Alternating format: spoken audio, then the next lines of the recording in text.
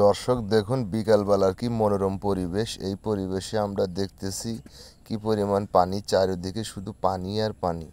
এত পানি আমি কখনো দেখিনি। গতকাল ইন্ডিয়া থেকে ফারাক্কাবাদ খুলে দেওয়ার কারণে যে পরিমাণ পানি হয়েছে, এই পানি আমাদের এদিক প্রচুর বিস্তার করছে এবং প্রচুর প্রভাব ফেলেছে।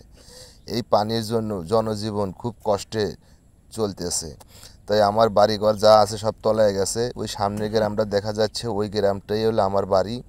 ওই গ্রামে যে পরিমাণ পানি হয়েছে, গরু বাছুর এবং আসবাবপত্র যা কিছু আছে এই নৌকা নিয়ে যাচ্ছি এবং শুকনো স্থানে আনার চেষ্টা করতেছি।